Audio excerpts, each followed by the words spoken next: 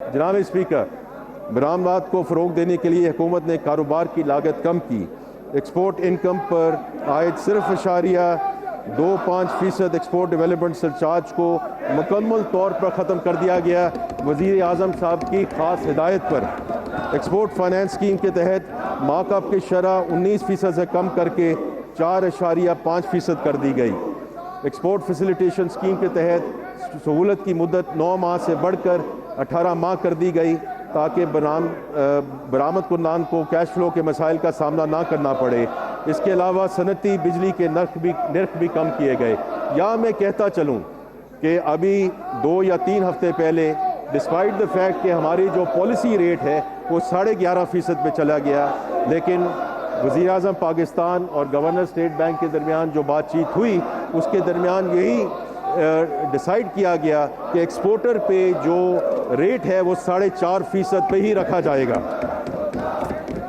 जनाब, इस खेलों के मैदान में भी prime minister sports talent hunt program के ज़रिए 19 मुख्तलिफ खेलों में मुल्की टैलेंट हंट जारी है, जिसमें PSL के मॉडल पर एक खसूसी हॉकी लीग का कमाल भी शामिल है।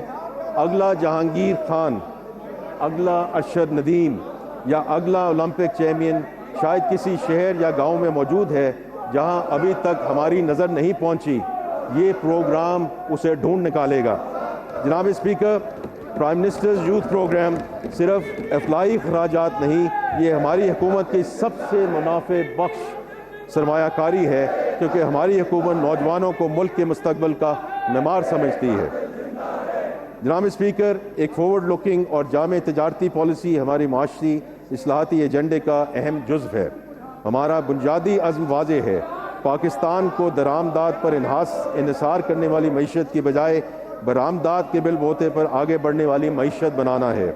हमारी मुआशी बका का रास्ता आलमी मंडे में मुकाबला करने की सलाहियत बढ़ाने में है। स्पीकर, 25-30 नेशनल टैरिफ पॉलिसी पर अमल दरामद के पहले ही साल में हुकूमत ने टैरिफ को माकूल बनाने का काम शुरू किया और 7,500 टैरिफ लाइन्स पर टैरिफ में कमी की, खसूसन खाम माल और इंटरमीडिएट गुड्स पर, ताकि सनतों को पैदावारी लागत कम हो।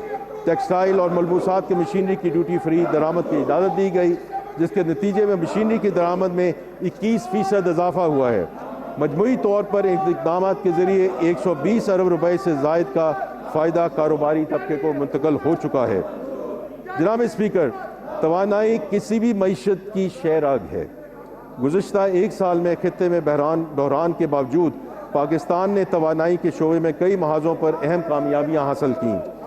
गुज़िश्ता 2 वर्षों में हुकूमत ने तवानाई के शोबे में ऐसी स्ट्रक्चरल रिफॉर्म शुरू की हैं जो न सिर्फ मौजूदा बहरान से निपटने के लिए बल्कि आने वाले मुमकिन बहरान के लिए भी पाकिस्तान को तैयार करेंगी।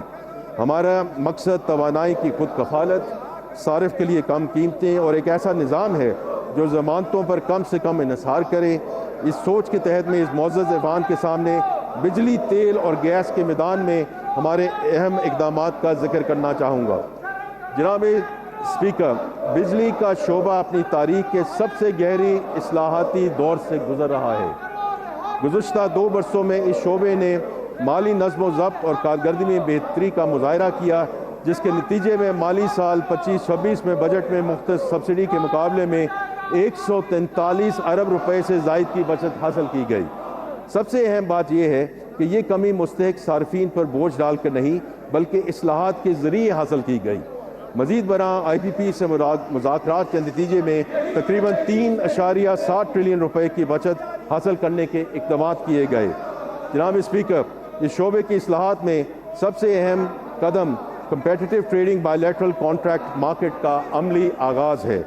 इसके तहत पहली कंपेटिटिव नीलामी मुनक्कद होने जा रही है, जिसमें तकरीबन 800 मेगावाट बिजली का कारोबार एक मुसाबकती मार्केट पर मबनी फ्रेमवर्क के तहत होगा।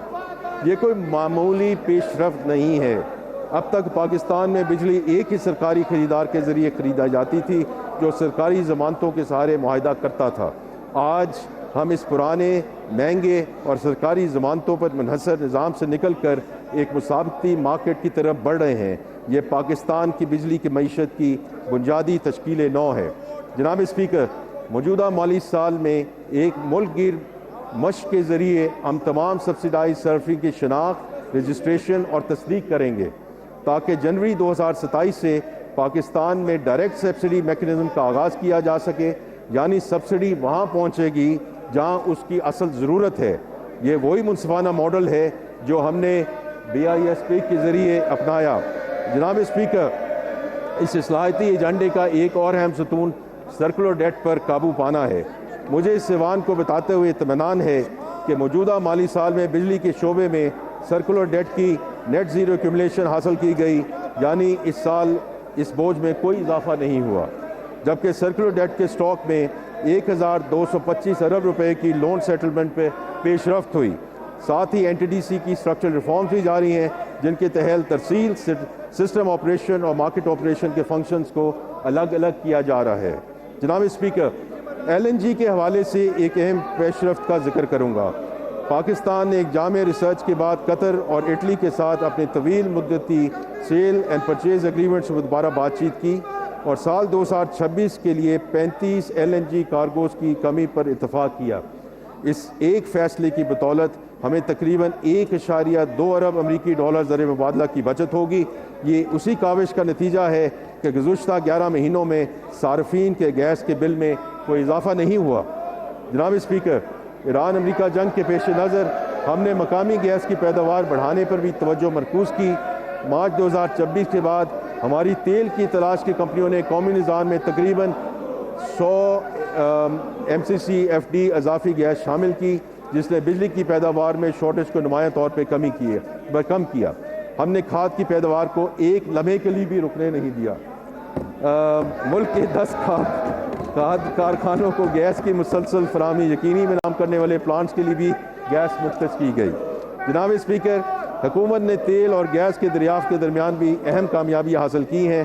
پاکستان نے 20 سال بعد آف شور لائسنسی کے 24 بلاکس قومی اور بین الاقوامی ENP کمپنی کو الاٹ کیے ہیں۔ یہ پاکستان کی آف شور آئل اینڈ گیس ایکسپلوریشن کی تاریخ کا سنگ میل ہے۔ قابل ذکر بات یہ ہے کہ برادر ملک ترکیہ کی قومی تیل کمپنی TPAO نے پاکستانی کمپنیوں کے ساتھ شراکت داری کے ذریعے ہمارے آف شور سیکٹر میں قدم رکھا ہے۔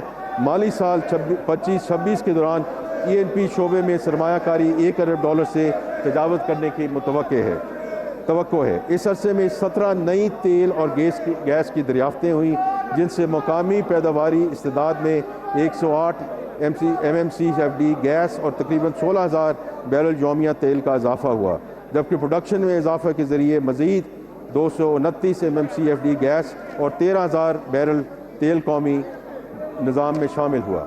جناب اسپیکر، معدنیات کے شعبے میں ہمارا فلیگ شپ منصوبہ ریکوڈیک اس سال فائنینسنگ اور امپلیمنٹیشن کے کئی اہم سنگ میر عبور کر چکا ہے۔